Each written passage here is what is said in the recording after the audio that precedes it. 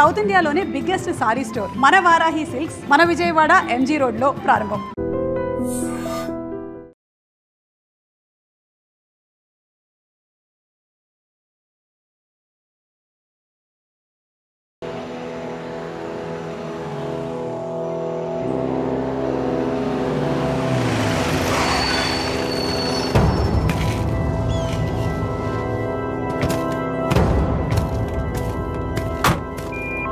Mike 22 receiving. Operation progress. Over. Pranaya.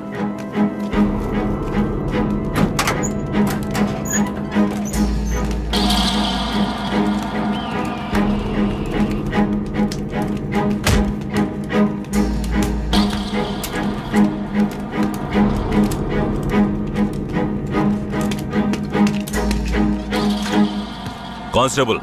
ఈ నా కొడుకులకి చావును పరిచయం చేయాలి. కట్లు ఇప్పండి.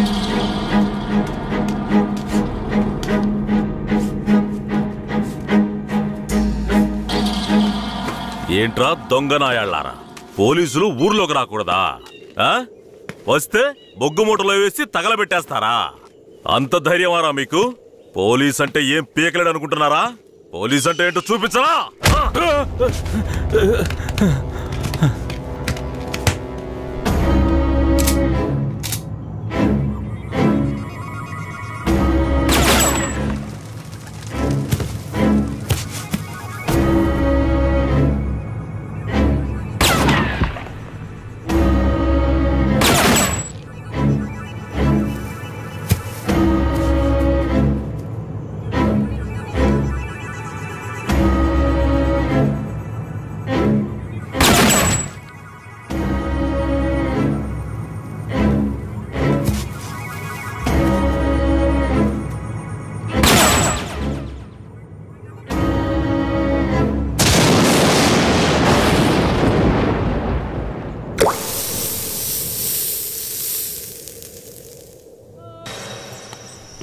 ఏంటా ఇది?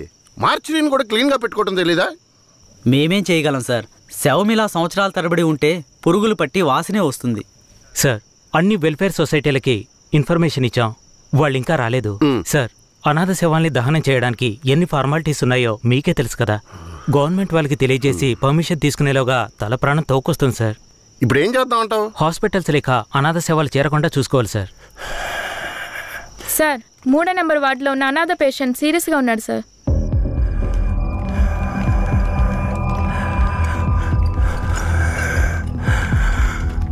నర్స్ తొందరగా ఐసీయూకి తీసుకురండి. Okay sir.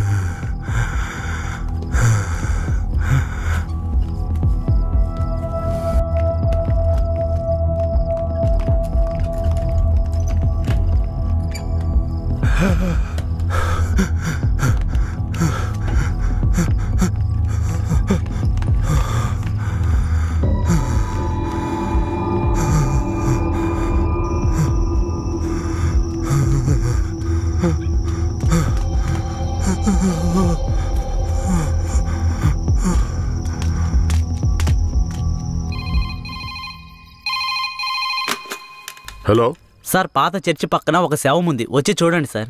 మీరెవరు? ఈ హాస్పిటల్లో ఉన్న వాళ్ళకి ఇదే పని అయిపోయింది. సీరియస్గా ఉన్న పేషెంట్ని తీసుకొచ్చి బయటపడేసి ఫోన్ చేయటం, మనం దాన్ని అనాథ శవం అని కేసు రిజిస్టర్ చేసి మళ్ళీ హాస్పిటల్కి తీసుకెళ్లి పడేయటం. ఏం బతుకయ్యామంది? అయ్యా ఇలాగే ఉన్నారు, ఏం చెప్పమంటారు? ఏమయ్యా హెడ్? అయ్యా ఆ చర్చి పక్కన 174 కేసు ఒకటి వచ్చింది, ఎందు వెళ్ళి చూసిరా.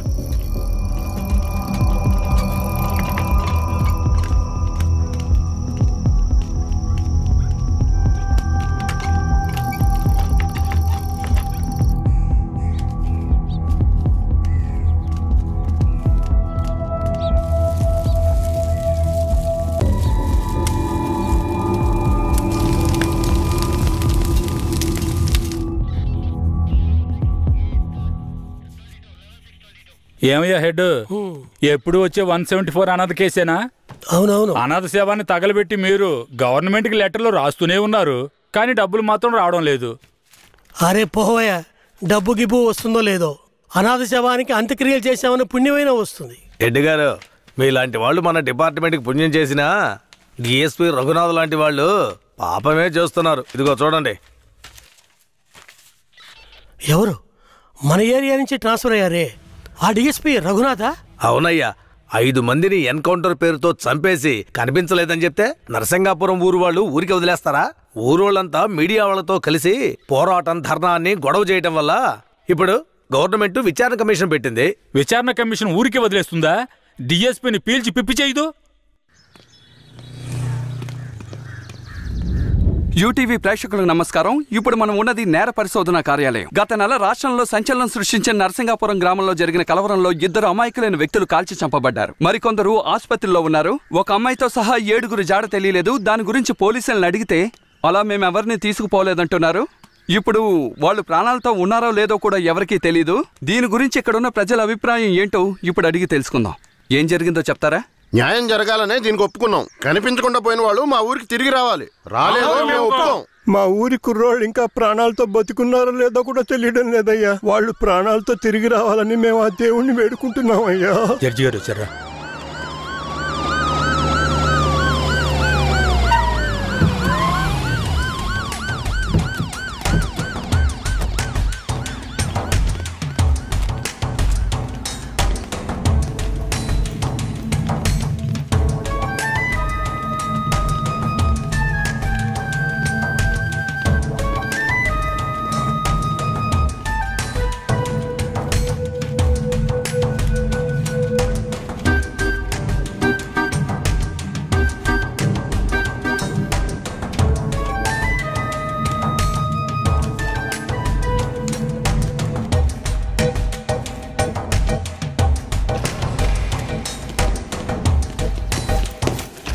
సార్, రఘునాథ్ మీరేనా? Yes sir. మీరు సర్వీస్లో వచ్చారు ఎన్నేళ్ళైంది? Sir, I join service in. ఏ తెలుగు రాదా? మీరు చేసిన నిర్వాకాన్ని మెచ్చుకుని పత్రికలో ఫోటోలు వచ్చే చూడండి. కనిపించకుండా పోయిన 7 ఎక్కడా? నాకు తెలియదు సార్. మీరే తీసుకెళ్లారని తెలిసింది? నేను తీసుకువెళ్ళలేదు సార్.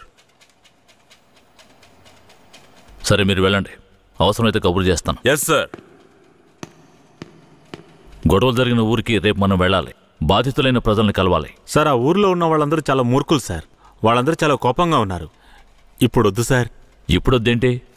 ఖచ్చితంగా వెళ్ళాలి. సార్, నర్సింగపురం ఆంధ్రాకి తమిళనాడుకి బార్డర్లో ఉంది సార్. ఈ ఊర్లో జనాభా మొత్తం 592 మంది సార్. ఈ గ్రామాన్ని బ్లాక్ మార్క్ గ్రామంగా ప్రభుత్వం ముద్ర వేసింది సార్. యాక్చువల్గా ఈ ఊరు ఎలా ఉంటుందంటే కర్రతుమ్మ చెట్ల మధ్య ఊరును దాచినట్టు ఉంటుంది సార్. ఈ ఊరు చుట్టూ సుమారు 20-25 కిలోమీటర్ల వరకు కర్రతుమ్మ చెట్లే సార్.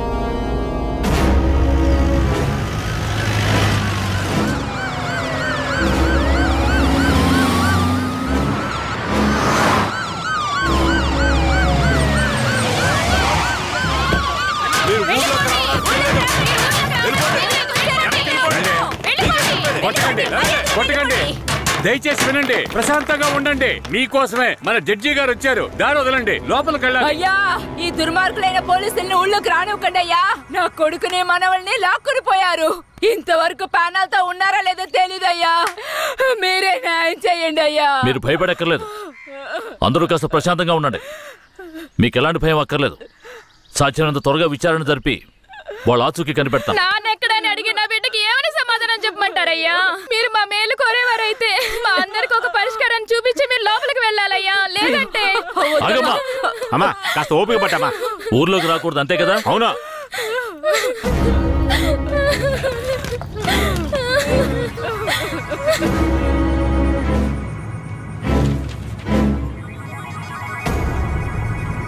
పోలీసులంటే అందరికీ భయం ఉంటుంది, కానీ ఇంతగానా?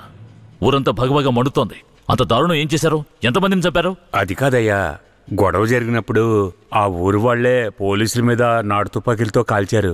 తర్వాత వాళ్ళని భయపడడానికి పోలీసులు మోకాళ్ళ కింద కాల్చినప్పుడు గురి తప్పి 2-3 చచ్చిపోయారయ్యా. కనిపించకుండా పోయిన 7 ఏమయ్యారు? వాళ్ళు కర్రతుమ్మ చెట్ల పక్కనో లేక తమిళనాడు బార్డర్లోనో దాక్కుని ఉంటారు. దాక్కుని ఉంటారా?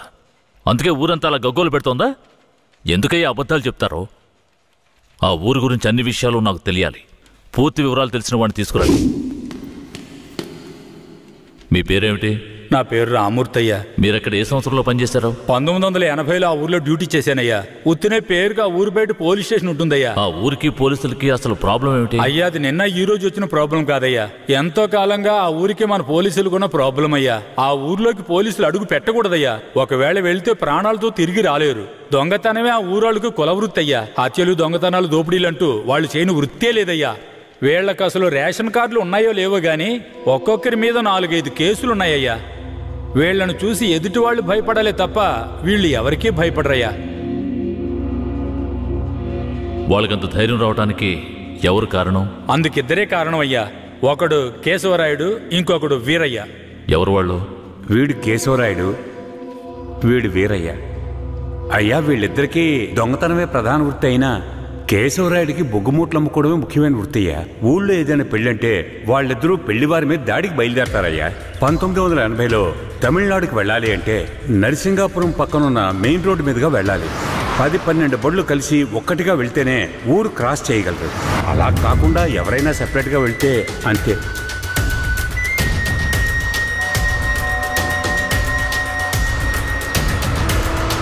ఆగండి, ఆపండి, ఆపండి.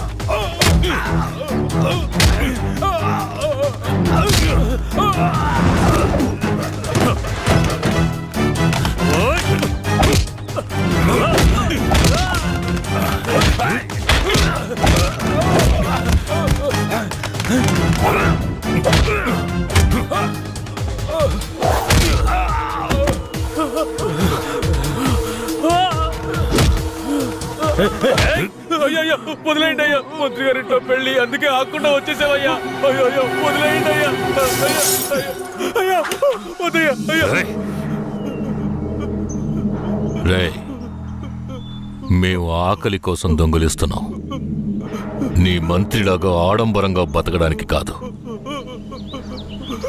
ఊరు సొమ్ము దోచుకునే వాడి కోసం అడ్డమైన పనులు చేసి అల్పాయుష్లో పోకు. నిన్ను నమ్మి నీ కుటుంబం ఉంది. మా ఊర్లను పెళ్ళేరా.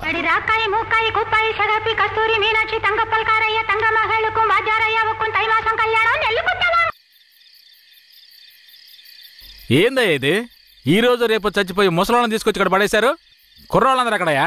అయ్యా, రాత్రి స్టేషన్లో పడుకునే చట్టం 1966లోనే పోయింది. ఏదో మనం చెప్తున్నామని భయపడి పడుకుంటున్నారు. రేయ్, వచ్చి పడుకోమంటే పడుకోవాలయ్యా. ఎక్కడ వాళ్ళు? అయ్యా, ఎప్పుడు ముందుగానే వచ్చి పడుకునేవారు. ఊర్లో వరదయ్యకు పెళ్లి, వయసు కుర్రాళ్ళందరూ సారాయి తాగి జాలీగా ఉన్నారు. మీకు కావాలంటే చెప్పండి అయ్యా, తెప్పిస్తాను. ఈ మాట చెప్పడానికి సిగ్గా లేదు? పోలీసు డ్రెస్ వేసుకుని మీరు భయపడి చేస్తున్నారేమిటి వాళ్ళని చూసి? అయ్యా, ఈ స్టేషన్ కు మీరే ట్రాన్స్ఫర్ మీద వచ్చారు, అది పనిష్మెంట్ లో. ఆ ఊళ్ళోకి పోలీసులు పోవడం కుదరదు, వట్టి మోసగాళ్ళు. మోసగాళ్ళకే మోసగాడినయ్యా నేను. బండి దేవయ్యా.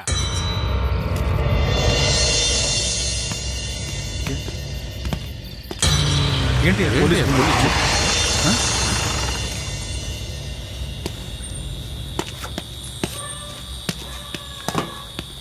రేయ్, వరద ఇల్లుదేనా? ఎక్కడ రాడు? అయ్యా, వరదయ్యకి మొదటి రాత్రి అయ్యా, దయచేసి వదిలేయండి అయ్యా. రేయ్, మీకు అసలు రాత్రే లేదు, అందులో మొదటి రాత్రి ఒకట. తోలు తీస్తాను, రావయా. ఎవరండి?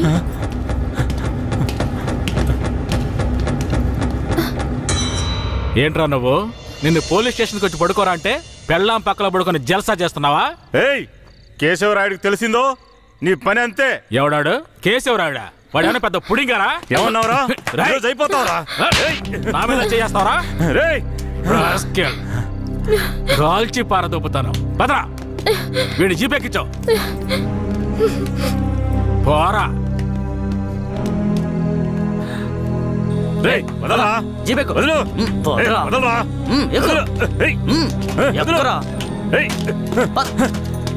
వదలరా, చేతులు పెట్టరా.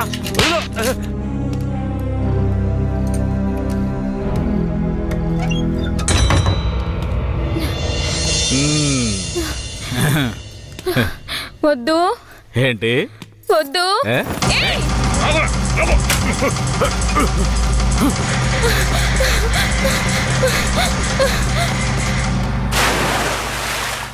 అయ్యయ్యో వరదయ్య పెళ్ళం బాయిలో పడిపోయింది. అయ్యయ్యో వరదయ్య పెళ్ళం బాయిలో పడిపోయింది. అందరు రండి, వరదయ్య పెళ్ళం బాయిలో పడిపోయిందయ్యా. త్వరగా.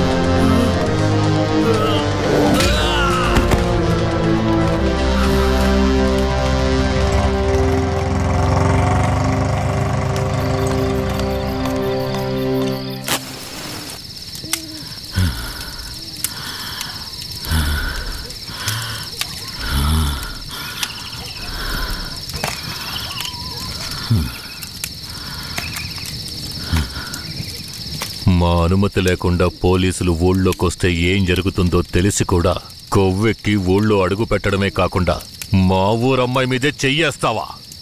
నీ మగతనాన్ని చూపించడానికి నీ పెళ్ళం సరిపోలేదా? ఎదుటోడి పెళ్ళం కావాల్సొచ్చిందా? కేశవరాయుడు వద్దురా, నా వెనక పోలీస్ ఫోర్స్ మొత్తం ఉందిరా.